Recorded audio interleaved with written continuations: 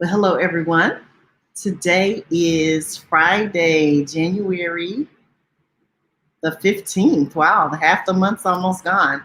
Let me put my headset on. There's a little noisy in the background so that we can get going on today's HR moments. All right, hopefully that's a little better. So hello, everyone. This is Angela Hooper-Menifield of Menifield and Associates, LLC, where we thrive off of the belief that leadership is executed at every level for every sector. So that means nonprofit, for-profit, public sector.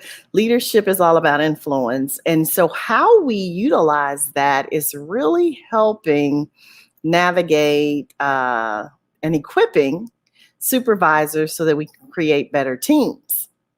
And so today is our HR moment, the last one for the week of.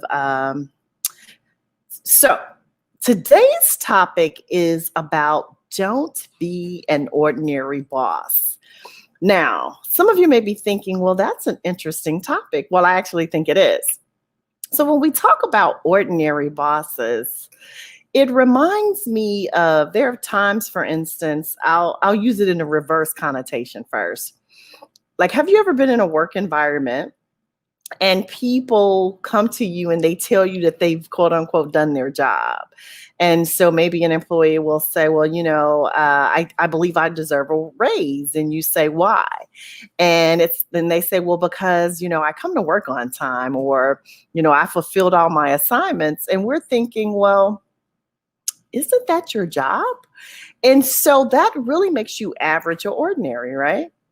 And so as a boss or a supervisor, there are times when in coaching and in other sessions, I hear people saying things that suggest, that they're not appreciated or valued. And it boils down to the same things, like you're doing the things that are really required and or asked of you.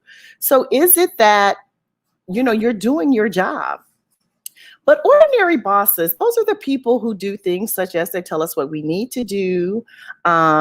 They help us, they rate us in our performance appraisals. They approve leave slips. Like, we can run the list of the things that ordinary bosses do. And as you think about that, I want you to say to yourself, what are some of those tasks that you may do that would be indicative of being an ordinary boss? So I'm trying to share this, guys. So anyway, those are ordinary things, but we want to be extraordinary. So here's a great quote that I'd like to start with. And this is by Mildred Ramsey. And it says, an ordinary supervisor is a boss. A super supervisor is a leader. People avoid bosses. They follow leaders. And this is a quote out of our journal. And it's a prompt for actually day 7.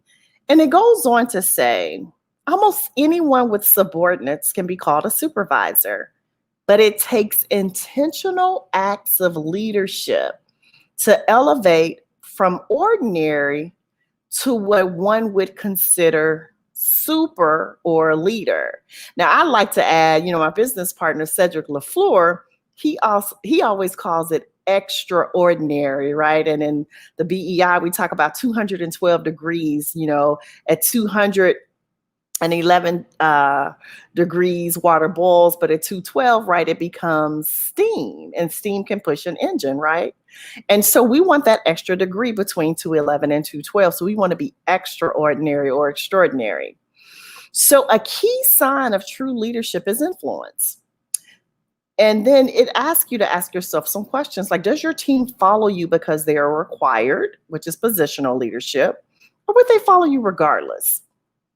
And so as you think into that, I think that's a really good question to ask yourself, right? Like, would your team follow you if they didn't have to?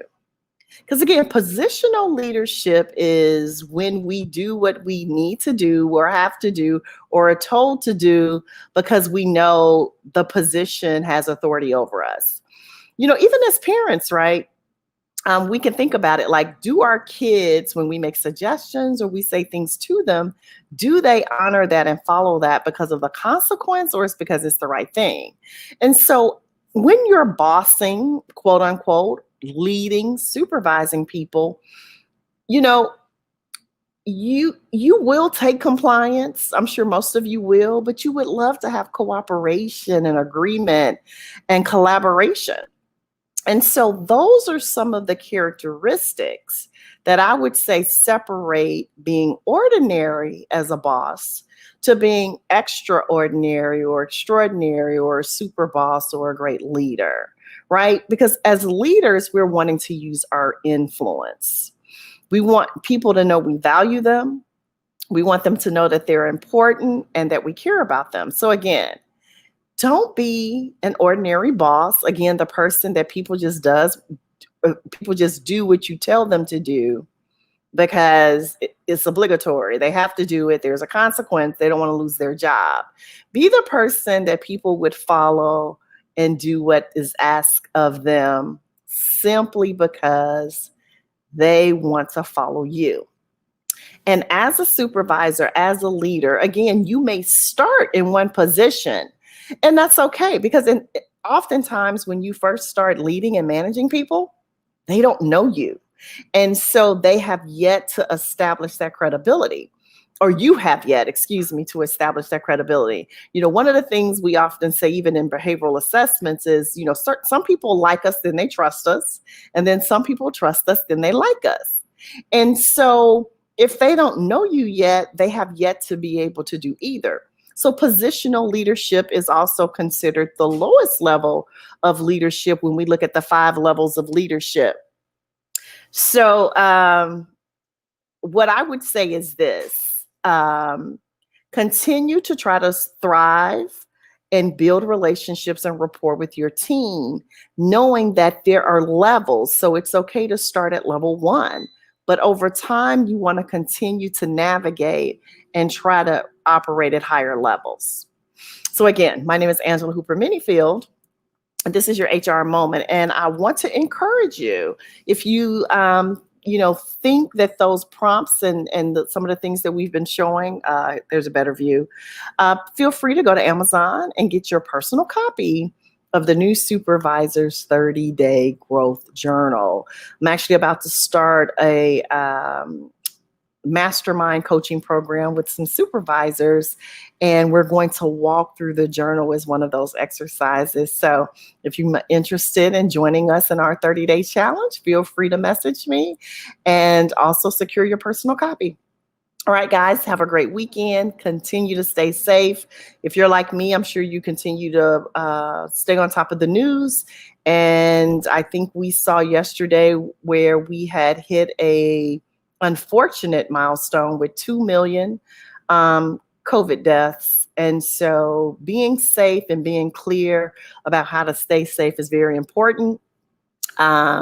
Also, I would just add that at the end of the day, take care of yourself and take care of your employees.